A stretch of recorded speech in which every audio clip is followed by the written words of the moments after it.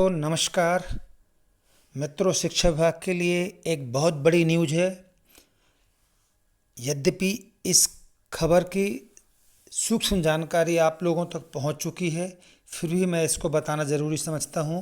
मित्रों, मध्य प्रदेश के लगभग 13,000 सरकारी स्कूल में किसी भी दिन ताला पड़ सकता है और इन स्कूलों को बंद करने के निर्देश कभी भी जारी हो सकते हैं।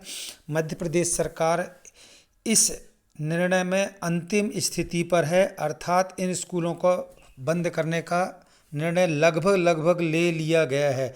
इसका कारण क्या है, ये अभी आपको इस वीडियो में संपूर्ण जानकारी मिल जाएगी।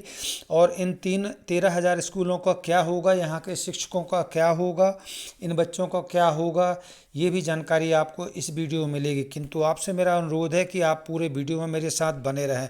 मित्रों, दरअसल सरकारों का प्रयास रहा है कि सरकारी स्कूलों की दशा और पढ़ाई की गुणवत्ता में सुधार लाकर बच्चों को पढ़ने के लिए प्रेरित किया जाए।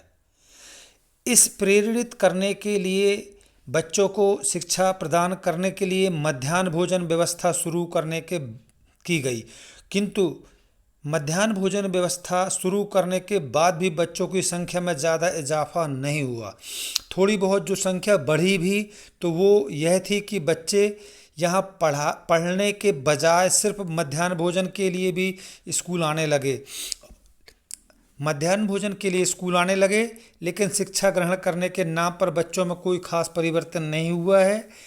यद्यपि ऐसा कहें कि मध्याह्न भोजन के कारण बिल्कुल परिवर्तन नहीं आया तो यह भी पूरी तरह गलत है। परिवर्तन तो आया है, किंतु मध्याह्न भोजन में जितना रुपए व्यय हो रहा है उसके प्रतिफल के रूप में हमें अच्छी शिक्षा व्यवस्था में सुधार देखने को नहीं मिला है। फलस्वरूप शासन ने सोचा कि कुछ ना कुछ किया जाए और शासन ने एक सर्वे करवाया है। इस सर्वे के बाद अब दो प्रमुख निर्णय लिए गए हैं। अब स्कूल शिक्षा विभाग ने प्रदेश के ऐसे सरकारी स्कूलों का सर्वे करने का निर्णय लिया जहां बच्चों की संख्या 20 से कम है। यह नए शिक्षण सत्र में कम बच्चों वाले ये प्राथमिक और माध्यमिक स्कूल बंद कर दिए जाएंगे। बंद किए गए स्कूलों में पढ़ने वाले बच्चों को आसपास के स्कूलों में शिफ्ट किया जाएगा। ये सर्वे शब्द इसलिए प्रयोग किया है मित्रों मैंने, क्योंकि सर्वे कोई बाह्य एजेंसी से नहीं करवाया गया। ये जानकारी जिला परियोजना समन्वयक से ली गई है। मित्रों, बहुत दुखद बात है, शून्य छात्र संख्या वाले स्कूल लगभग 2,000 हैं प्रदेश में। 2,000 से अधिक 2,500 के बीच में, 2,000 से 2,500 के बीच में ऐसे स्कूल जहां पे छात्र संख्या शून्य है। इनमें से प्रमुख मेरे पास नाम है: भिंड 16 स्कूल जहां पे छात्र संख्या 0, श्योपुर 10, देवास 13, शिवपुरी 16, उज्जैन 10, इंदौर 10, धार 21, खरगोन 27, सागर 43, दमोह 27, पन्ना 27, जबलपुर 15 सहित अन्य जिलों में भी शून्य छात्र संख्या वाले स्कूल 10 से अधिक डिजिट में हैं। इनको जोड़ने पर मैंने देखा कि ये स्कूल 2,200 से भी अधिक हो रहे हैं। तो मित्रों, कहने की बात है कि 2,200 स्कूलों में, छोड़ दीजिए 2,200, 2,000 लीजिए, 2,000 स्कूलों में दो शिक्षक के मान से पदस्थ हैं। यानी कि 4,000 स्कूल, शून्य छात्र संख्या वाले 2,000 से 2,500 स्कूलों में जो शिक्षक पदस्थ हैं उनका औसतन मान लेता है कि 2 शिक्षक हैं और एक शिक्षक का वेतन औसतन 50,000 रुपये मैं मान रहा हूँ मासिक। कैसे? सहायक शिक्षक को 60,000 रुपये से कम नहीं मिल रहा है और सहायक अध्यापक को 40,000 के आसपास मिल रहा है। तो दोनों का औसत निकाल लिया जाए तो 50,000 रुपये होता है। यदि 50,000 रुपये औसत लिया जाए तो 12 माह का गुणा कर दिया जाए 2 शिक्षकों के लिए तो 1 लाख गुणित 12, यानी 12 लाख रुपए प्रति विद्यालय सरकार का अनावश्यक रूप से व्यय हो रहा है। हालांकि शिक्षक नहीं चाहता कि वो ऐसा अनावश्यक रूप से वो वेतन ले, किंतु शासन की नीतियों में ढुलमुल रवैया अपनाने के कारण ये 12 लाख रुपए प्रति विद्यालय सही उपयोग में नहीं जा रहा है। मित्रों, 12 लाख की क्यों चर्चा कर रहे हो? 2000 स्कूल हैं। 2000 स्कूलों में 4000 शिक्षक हैं। 4000 में 12 लाख का गुणा करेंगे तो ये हो रहा है 480 करोड़। हालांकि ये आंकड़ा डबल हो गया, वहाँ भी 2 जुड़ गया, यहाँ भी 4000 हो गया है।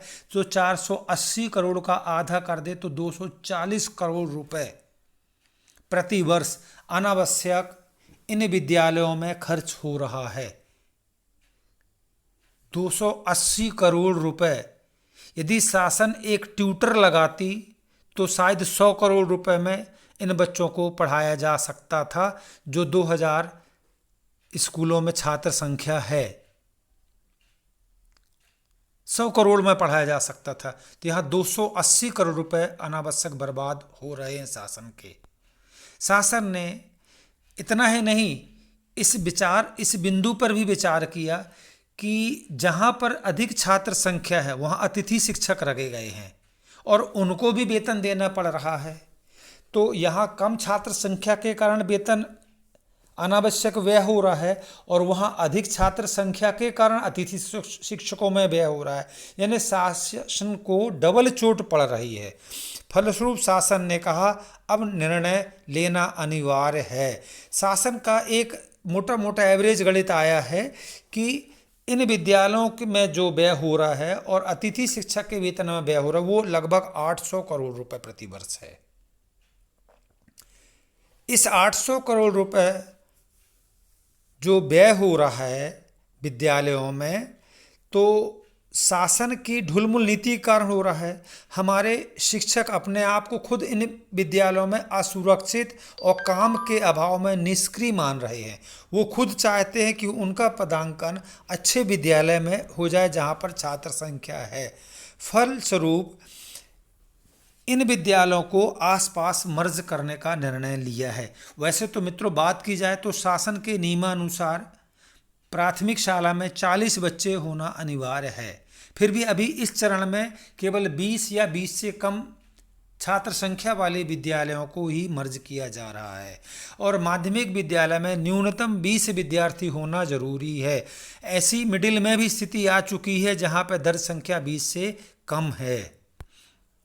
मित्रों, इस प्रकार केवल 13 जिलों में ही लगभग 6000 स्कूल ऐसे हैं जहां 20 से कम छात्र हैं। केवल 13 जिले में 6000 स्कूल।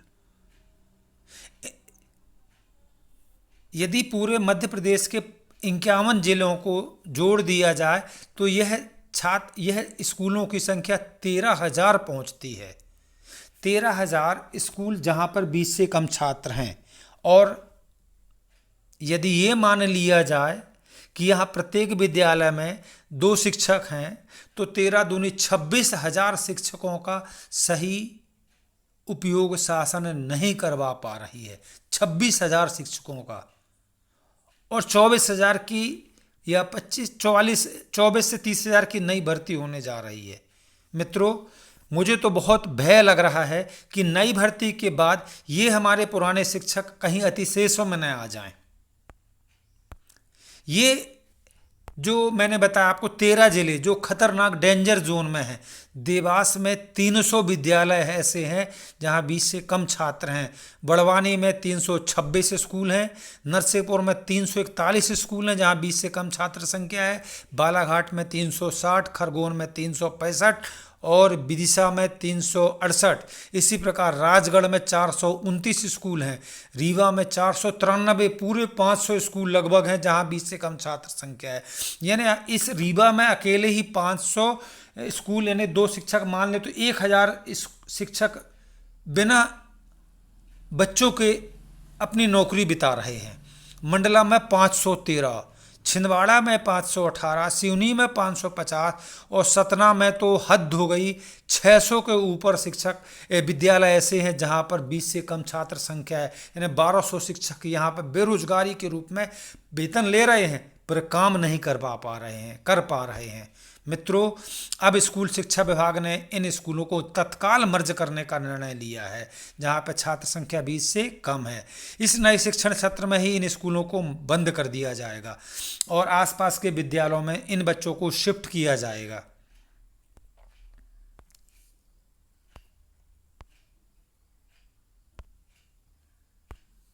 इस तथा शिक्षकों को संकुल के अंतर्गत ऐसे विद्यालय जहां पर शिक्षकों की संख्या छात्र अनुपात में कम है वहां समायोजित किया जाएगा। संकुल में यदि ऐसे स्कूल नहीं हैं जहां पर इनका समायोजन हो सके तो फिर विकासखंड स्तर पर इनका समायोजन होगा। तदुपरांत जिले पर यही बंद किए गए स्कूलों के भवनों का क्या होगा? इन भवनों को आंगनवाड़ी या पंचायत विभाग को किराए पर दिए जाने की योजना है। इससे होने वाली आय से स्कूलों के संसाधन जुटाए जाने की योजना तैयार की जा रही है। मित्रों, 13,000 स्कूलों को समायोजन के पश्चात शिक्षकों की भारी कमी को दूर किया जा सकता है। 5 किलोमीटर के दायरे में आने वाले स्कूल में गांव के बच्चों को शासकीय वाहन से भेजने की व्यवस्था सुनियोजित की जाएगी ताकि बच्चे शिक्षा के मुख्य धारा से वंचित न हों, और ये व्यवस्था चल रही है, अंतिम चरण में है।